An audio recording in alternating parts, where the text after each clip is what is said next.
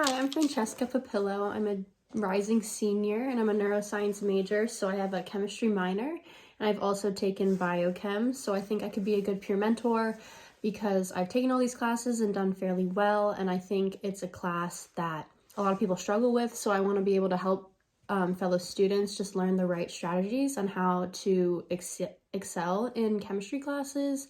And I think one of the key things to that is doing plenty of practice problems. And I specifically want to mentor for organic chemistry. And I think a really important thing in that for organic chemistry, for the reactions, is just learning what your reactants are, what conditions it's under, what's the electrophile, what's the nucleophile, and you can usually build up your chemical intuition, which helps you to solve the problems. And I think I could help fellow students learn how to do that. Okay, this is a sample problem that I took from Orgo 1 material. So the first thing I would do whenever there's a reaction is look under the conditions it's under and look at the reactants. So in this case, hydrobromic acid is a strong acid, so it's acidic conditions.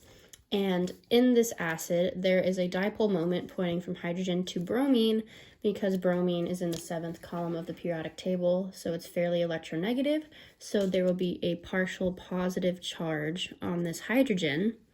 And this oxygen here will have 2 lone pairs of electrons based on what it's bonded to, so that makes the lone pair electrons on oxygen the nucleophile, and hydrogen and hydrobromic acid the electrophile. So the electrons from the oxygen are going to nucleophilically attack the hydrogen atom, and that is going to break this bond. So it is going to form this intermediate molecule.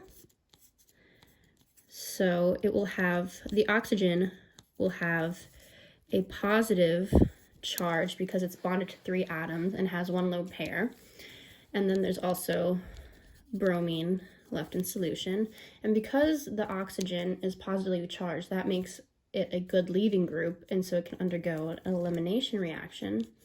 And protonated water on most molecules is a good leaving group, so that's something that you can look for. If there's a protonated atom, it's usually it either leaves or it transfers the electron to something else or it gets deprotonated, but in this case it just forms a carbocation intermediate.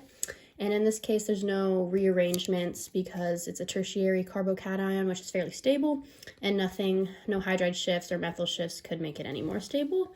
And because there's excess bromine in solution, it will become the nucleophile and it will attack the carbocation, which is the electrophile, to form this molecule, which will be the final molecule in this reaction, and there will also be water left over from the eliminated water.